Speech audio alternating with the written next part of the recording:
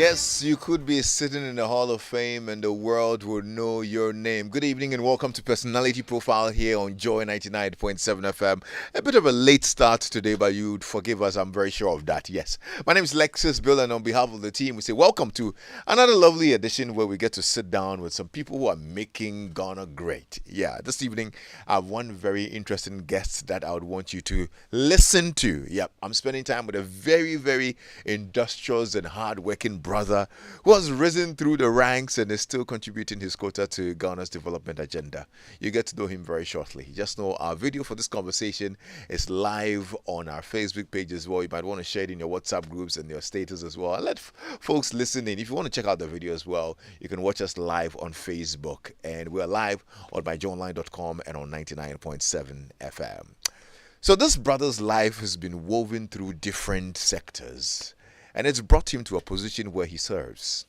I mean, from the barracks boy to, who was military bound maybe, to journalism and reporting, presidential correspondent at some point, to media strategy and ownership, to healthcare and health services. And I was wondering where it was all going. And he would actually weave the story for us a lot better. He's seen it all, I must say. Yep, I'm sure he fondly recalls his years as a reporter at Peace FM and working as a presidential correspondent and traveling the world with the president of Ghana. I mean, he's very familiar with this territory, so I'm sure he feels very much at home. Yeah, life changed tremendously after that, though. He will later work with the National Health Insurance Authority as communications manager. He's an entrepreneur, a business analyst, and chief executive officer of the Community Hospitals Group. He holds an executive master of arts in conflict, peace, and security. He's the vice chairperson of the Trade Industry and Tourism Committee, a member of the Government Assurance Committee, a member of the Health Committee as well. My guest today is the Member of Parliament for the Akim Oda Constituency in the Eastern Region, Honorable Alexander Akwasi Acquah. Bro, you're welcome. Lexis, thank you. Good to see you. I'm so happy to be here. Yes. No, we're excited to have you, and this is very familiar territory for you, right? Yes, but this is a very big platform, and it's kind of a major endorsement to what I've been through till now. Yeah. It's a privilege to be here. No, we're honored to have you. I'm totally excited as well because you've been in the media, you've worked with us, you've been through our shoes for a little bit, risen through the ranks and made so much value, created so much value from all the wealth of experience that you gained in the media. And today, look at you. I mean, big man with lots of things to do. Big man. Alexis, we're trying. We're trying. I think that I'm enjoying what I'm doing. Yeah. Apparently because journalism gives you an opportunity to see it all. Yeah. And so you have the opportunity to be everywhere. Yeah.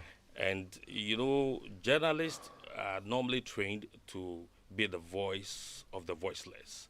And so you have some similarities to do with politics, where you stand in for your constituents and you become the voice of your people. Yeah. So it wasn't really much of a change, or still very much. The shift wasn't too swift. Okay. It's something very accommodating. Okay. Just that this time, once you become the father of the constituency, you become a father, a real father in quote. And so you have to provide. The kind of burden that comes with MPship yeah. is what will make it a bit different from journalism. But it's bearable, isn't it? You're taking it cool. Well, it's because perhaps I put myself together.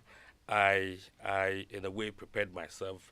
I had a life before I got into Parliament. And so you don't want to depend on resources that you think are going to be available in Parliament. No. Yeah. There aren't resources in Parliament.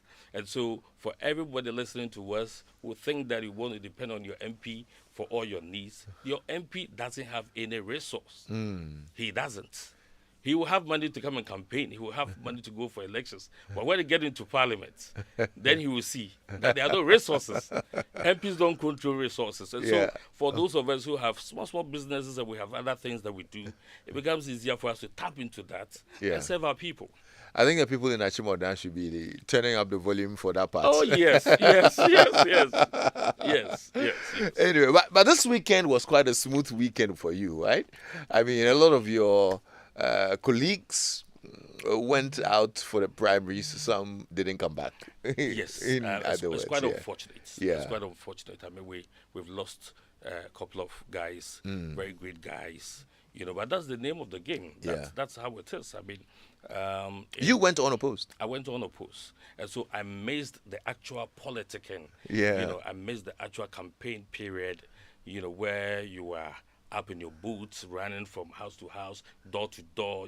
I Yeah. missed all those people. I kept telling my people, every other constituency around me was very busy. Yeah. But Achibo, that was very calm and quiet. I'm like, no, I mean, I want to, I'm a very vibrant person. I want to be seen moving up and down, going down to the hinterlands, talking to the people, telling them what you've been able to do. But I've been working with them. They've been moving with me alongside. And so Okay. they understand what I've done. And perhaps it's the reason I didn't get any major opposition or competitor. And so I had to go unopposed. Well, many of your people have talked about how many electorates needed to be financially motivated and whatnot. So probably you can look at the brighter side.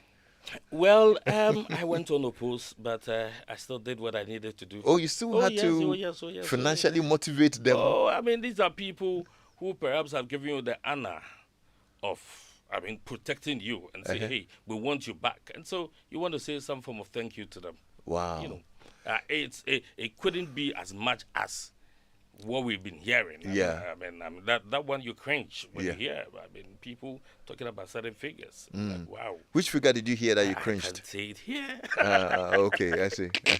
But I mean, isn't this what's making politics expensive? Yes, it is. And I was telling a colleague I met at my function this afternoon that we need to start talking. We need to open it up. We need to start talking. I mean, we always say this, and we'll be there, and the next 4 years will come, and then the people will think that, look, we are giving an opportunity to go and serve. It is only when we begin seeing MPship as a form of service that this person we are sponsoring on our ticket is going to serve us, then these things will stop. You understand? But from now to when elections come, you are going to serve your people. You're going to serve your delegates who are the owners of the party and the constituency, and you're going to serve the people at large. Why do you have to go through that to serve? So we need to start talking. Let people understand. So until then, why do you have to then go through that as well? Sometimes it's because you're already in it. And that's the nature of the game. That's the nature of the game. I see. That's the nature of the game. I mean, this is something you did when you were coming. Yeah. And so if you're in there, You have to continue. Why do you begin crying? Yeah. But I think that the kind of level is getting to, we need to start talking about Okay. it. All right. I mean, for those who lost their bid to contest for the NPP, it must feel some way. 4 years ago, you actually knocked your predecessor off as Honorable Williams Kwaito, right? Yes, great. Kwaito, yeah. You knocked him off 4 years ago. What did you have to do? I think that I saw the kind of gap he had created. I mean, the people. Not that he wasn't there for the people, but his presence in the constituency wasn't that much. Oh, okay. And that was his second term, and I had an alternative. I had put out serious ideas. I remember I had 5 thematic areas I campaigned on. I said I was going to give a comprehensive health insurance scheme for the delegates who are the owners of the party, because they naturally work for you, and if that's what you're going to benefit for owning the party and watching your back for you, that's what I'm going to do for them. So comprehensive health insurance for you, the delegate, your wife, and 2 kids. So beyond health insurance, I would bear the other costs of medical care. And it's because I'm in the medical services, the healthcare services, so it was easier to craft something. Yeah. And then I said that my common fund was going to be very accountable. I was going to disburse my common fund to 18 electoral areas, which are manned by the various assembly members. And so I do not have to account for my common fund. When it comes, I disburse it into 18. I give to every electoral area, so you solve petty issues in the constituencies. And then I said that I was going to help procure 30 taxes. I'm an MPP member. I believe in property owning democracy. And so I was going to help them procure 30 taxes for the young men to use as work and pay. So I will facilitate it. That was the third um, um, um, pledge I gave them. And then the fourth one was to establish a 1D1F. As a business person, I thought that was going to be easier for me to facilitate the setting up of some form of a factory for the people of Akim Oda and its environs. And then the fifth one, because I feel I haven't gone into parliament, or I wasn't going to go into parliament to make money, I pledged to disburse my salary, half of my salary, to market women who were doing this petty trading. And I've been doing that. You've been doing that? Oh, yeah, I've been doing all of it? All of it, yeah. Absolutely. Absolutely. So do you think your constituents are happy with you? I think once I've been able to make these pledges, they're happy with me. Okay. There's a reason other people who thought they could also become MPs in Akim Oda felt like, look, this guy he's done well. So let's leave him to go. Yeah. So you're first to break the 8. No, It looks like it. the father of the constituency, our old man, the Honorable Yao Safo, was there for 3 terms. Right. Since then, we've had others 2 terms. Yeah. So I think Williams Cretu was there for 2 terms as well. So I'm going to do my second Your term. second term. Yes. And But I've probably a already third started term. working on my 3rd term. Oh, I see. Yes. Nice one. Yes. Good stuff. Anyway, we'll talk more about politics and whatnot, but you've had a very interesting upbringing and whatnot. If we were a little bit more lucky, we'll probably be speaking to Brigadier General Alexander Acquah. Yes, you see. But life took you somewhere else, You and here we are. You grew up in the barracks. Yes. Tell me about growing up and where you were born. I started with my dad and mom at pig farm, because my dad was working with 37. And Was the military man? He was a military man. Okay. He worked in the dispensary. Okay. 37, and then we stayed in Burma camp at a very tender age, age 3, 4, and it was a period because I was born in the early 70s, so it was a period when the coup started. Yeah. The 79 and all that, and so it wasn't too safe to be in the barracks. I mean, as a very young chap, Had a lot of gunshots and so he had to move out of barracks, and he had to continue with his career, but left the school in Burma camp and then went to Providence Preparatory School in Kotobabi. So you literally left the camp, the barracks, to go live somewhere else. With who? Together with my parents. Your dad also moved from there? Because the family couldn't bear what was happening. And I saw Jenny so Australia. And you're not young. I'm host room. On the country,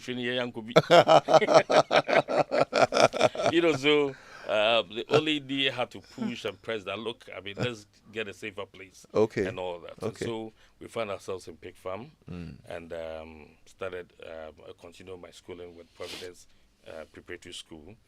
I think before that I had gone to Green Hill, which was in Akim Oda, for a year or 2, and then moved to Providence. And so I lived in pig farm, went through to Providence to my common entrance examination. Okay. Yeah, before I left for other secondary school. Your father, I mean, I'm just thinking about this military man who is in the midst of all the chaos of the political the government unrest and whatnot, and says, okay, let me take my family out of this place.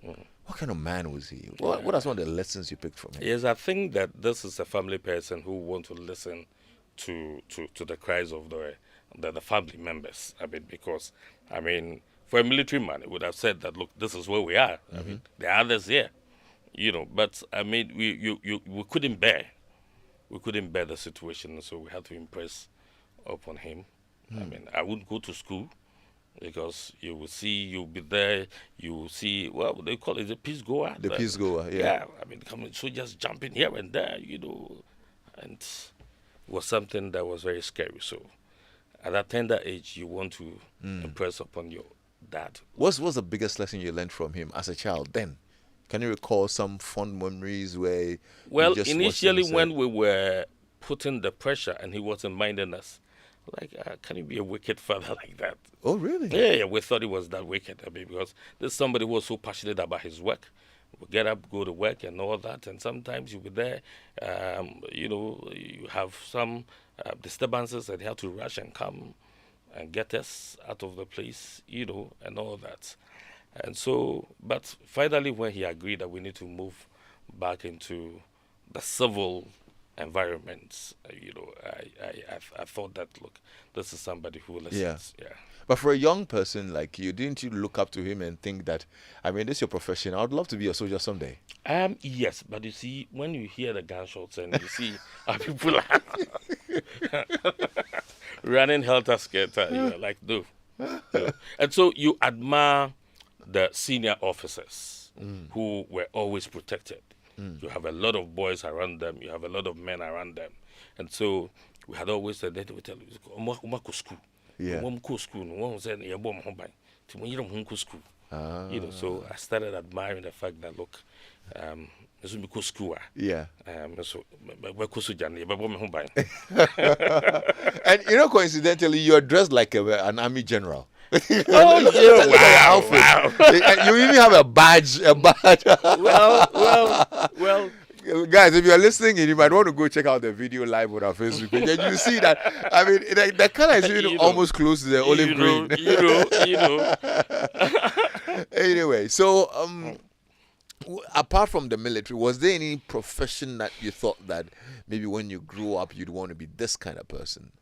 No, I think the experiences that took me out of Burma camp actually got me off the military stuff. And so now I decided that, look, I want to be a doctor. Oh, I see. Yes. My father had worked in the pharmacy as not a trained pharmacist, but the military style. He had gone through schooling and it was a dispenser, and so I was so interested in working in the hospital as a medical doctor. So when I found myself not doing science and business and so forth, I almost got disappointed. And here I am employing doctors and nurses to work in many hospitals. Yeah. That is making me proud. Wow, good stuff. And you attended Oda Secondary School? Oda Secondary School. 1 to 6. What course did you offer? I did business. You're a business student. Yeah, I did business. A little bird told me that you were probably one of the rebel leaders in the school. Because there were some rumpus on the campus, some chaos, and you were one of the very vociferous members or the leaders in the school. Yes, I think that when I was in the upper the sixth form, or some, no, I think that was a Form 5 thing. There was a demonstration that had to do with some teachers who had issues with some of the students who thought that they were going after girls here and there. And even What was the issue again? The teachers thought that these guys were going after girls, so they needed to be punished. They thought that the students were going after girls. After girls, yes. Girls in the school. In the school. So they needed to be punished. And these victims or the students came telling us that it's because the teachers also wanted these girls. And so we're like, So the students were trying to take the teachers' girls. Yes. And so there was a confusion in the school. And at that time, anytime there was a demonstration, the way students would go out and get things destroyed here and there. And I was one of the people who was standing to tell them to calm down, and we need to make our voice heard. We need to make our voice heard instead of just destroying school properties here and there. And so that I remember that Daily Graphic was on campus at that secondary to come and interview people. And I was one of the people they came to, and I had to speak my mind. I see. How was that resolved? Because I hear the school was even closed down. It was closed down. Yeah, the school was closed down. Were you punished for for Um, your role in all of that? Because Daily Graphic reported some of the interviews they had with me, I was one of the people who were invited, Mm. especially when there was an inquiry into the whole issue. But it was seen as a very trivial issue. Mm. But beyond that, it gave me an idea that students needed a voice because when they had come to interview me, I realized that the reportage did not cover the exact things I said. It was skewed. It was skewed, I mean, against students, and the teachers were seen to be, the correct guys. And so I had this idea that we needed a newspaper. Students needed a newspaper, and that led to the establishment of a newspaper called Students Filler.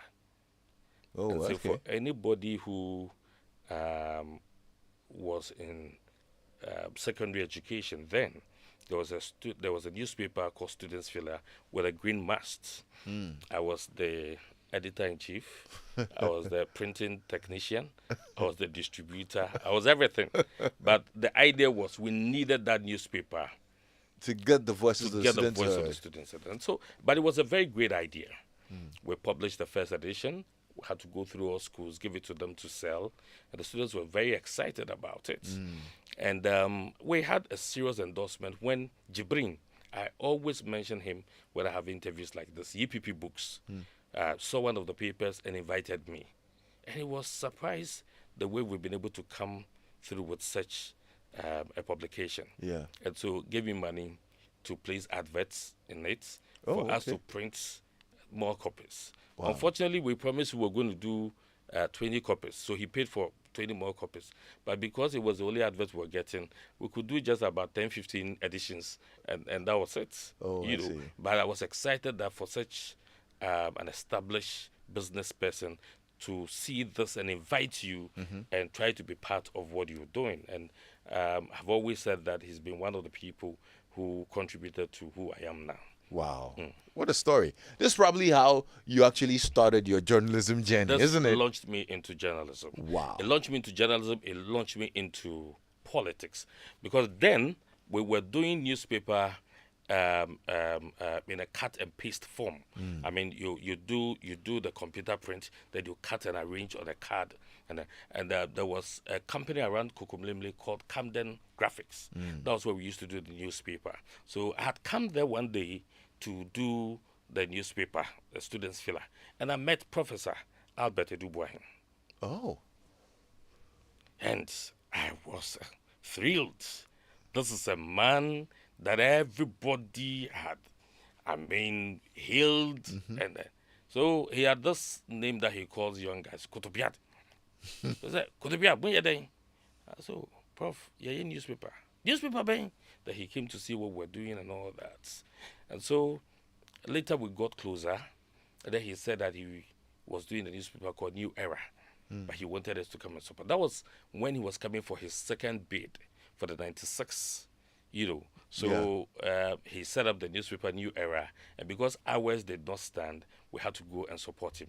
And it was the time I met Fifi Banson. Oh, Fifi So when I Banson. was doing sports reporting with Yeah. New Era, Fifi Banson was doing sports. Wow. I was doing politics, and He he was was doing doing sports. sports. Yeah. So that was Yeah. the first time I met Fifi Banson. So we've been together as people before we came to meet At Peace at FM. Peace FM. So the Students Filler thing brought me closer to journalism as a profession, and then it also got me closer to my party, NPP. That was the first time I met Prof. And so when the New Era had a suit from Colonel Asasi Jima, he sued us, and so the New Era could not continue, and Prof had to start bidding for his second term, and I was his PR person. Okay. I was with him everywhere. He took me throughout Ghana. We're using a Nissan, sitting at the back. Dr. Kunedu Apreku was with him, and then his driver Foster. And so he took me around. I was doing the reporting. It was the same year that Joy FM came.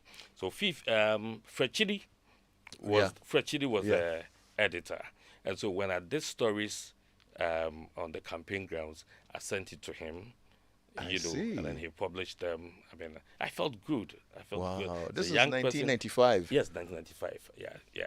I had not been to journalism school, but I've had the opportunity to be reporting for a great candidate, somebody everybody looked up to. And then Joe FM, which was the age of the time, I mean, would publish my stories, and a prof would be there, and they would tell me, oh, yeah, tell story, no, Joy, and I said, maybe Oyadi. It's been great. So that is how come I got into politics proper. Wow, that's a very interesting story. If you're just joining us, this is Personality Profile on Joy 99.7 FM, and I'm spending time with the Member of Parliament for Akim Oda Constituency, Honorable Akwasi Acquah, as we go through his life journey, which is quite an interesting story, because then at this point you are now fully in the media. You're writing stories and whatnot. Yes. So from writing the paper stories and what you came into radio. So when the 96 bill did not work, and ex-President Kufuor had the opportunity, I needed to go to school. So I started School of Journalism, and then from there, GIG. From there, I went to reporting for Public Agenda. Dr. Graham. Dr. Graham was the owner of that newspaper, so Public Agenda. And then, what brought me into radio? I was reporting for Public Agenda on the entertainment front. And then you remember, is it Choice FM or Sunshine? Banned Abinwaha. Abinwaha was banned by that radio station. So I had gone to interview Tommy Annan-Forsen on why the station had been banned. And when I went, it was like, what are you doing with this voice in a newspaper setting? Why don't you get into radio? Okay. I was like, it's something I fancy to do, but the opportunity is not there. I mean, those days are not like now where you have a lot of radio stations. Very few ones, and you have very great guys, all the top names in radio and all that. And so he encouraged me, and then Peace FM came. And I said, I want to give it a try. I went, and we had the opportunity to start working with them. So when you went in there, you went in as what? A news reader? I was a news editor. Okay. I had just completed Ghana School of Journalism, but I went in there as a news editor, and I was in the newspaper review. Okay. Yes. So in no time, Nana Ohininto joined us to present the morning show. And then Nat Sankofa Theatre was a producer of the morning show. And so I joined him because I was a trained journalist, so I joined him. And so I was editing the news, I was in charge of news. And then later, Mr. Edward Fachi came, so he became the editor-in-chief per his experience and all of that. So I stayed with Peace FM, produced the morning show, took up another program, Parliament on Radio. It was on Mondays and Thursdays, Little did I know I was going to end up in Parliament. I didn't have any plan, but it was a program that was interviewing parliamentarians, And then I had opportunity to report from the president's office as a presidential press corps member.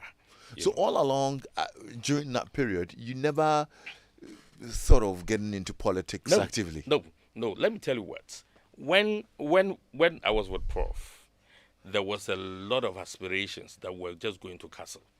I mean, for Prof's 96 bid, everybody thought that he was going to win. And I was so young, so I didn't understand the internal party systems. When we had gone for Congress and he lost, I did not like the one who won. That is ex-President Kufuor. I didn't like him at all. So, I mean, as fate will have it, he was one politician that I got so close to, and now everybody will see me as Kufuor's boy. But I didn't like him when he won the election because, I mean, Apreku and Dr. Kuledo Apreku and Prof and others on the campaign trail will tell you, hey, Acquah. Then I was using my name, Akwasi Mafu, my local name. Prof said that, I mean, Mafu should be your name. We are Ochiniban, here from Mafu. So Mafu, Ebeko Castle and Che. So I was just thinking that we're just, right after the election, we're going to move to Castle. And then we lost the elections. I said, no, I won't follow politics again. Wow. Yeah, I was so young, I didn't understand that. Because I was like, the man went 92. It didn't happen. We wrote a stolen verdict. So why do you need to campaign against him? Because then the campaign was MPP, if you want a change, change. MPP, if you want a change, change. So it was as if that, look, you have to change Prof before MPP can effect a change Yeah. and the rulership in Ghana. And so I was so disappointed. I didn't want to do politics again. I didn't want to. I wasn't doing politics. I was following them. So Yeah. then I went to. I took the opportunity to go to School of Journalism, Yeah. and then got into mainstream media. But when the ex-president won in 2000, Peace FM, I was working with Peace FM as a producer, and then we were very instrumental in helping the NPP to come to power. Then, and so Is that an admission? that Is that an admission? that I said we, as in some of us who were working there. Okay. Yes, some of us who were working there. So So it wasn't, wasn't that against the ethics of journalism? well, I thought that it may be or it could have been, but the whole Ghana needed a change. The whole of Ghana needed a change, and so for an account station that had just come into existence, everybody, we had a listenership and all of that. You probably remember the famous saying of Auntie Efia Kunedu when we were collecting the election results. Haven't you heard that before? Before she could check herself, say, "Hey, Auntie, what's the MPP say?" And then this say, But some of us were so deep in there, and but it was us. Certain personalities, Yeah. So Nana Hinto perhaps became the general secretary of NPP later on. This is where I am and all that, and so, but is it still a living perception that maybe the station is supports the NPP? well, now that perception is died off Why? because I think that you have people even on our side who would say, I don't have peace for yes, sir. So you would want to say that, the people in there are doing real journalism. But what do you make of the media establishments and aligning with political parties? You see, we are all voters. We are all voters. We all have the opportunity to vote. And because we are a voice to the voiceless, sort of, you would always have us not joining the political party, but buying into the philosophy or the ideas of one political party or the other, and to an extent to push those ideas for people to come to accept that political party. And so it's the ideals and the ideas of that party that we may fall in love with, but not necessarily the party. Interesting. What's the biggest lesson this whole journey of yours has taught you? Well, I have come to learn that as you move in life, you would have to make sure that you establish serious acquaintances, because now, the very people I dealt with as a journalist are some of the big guys in Parliament that I always look up to.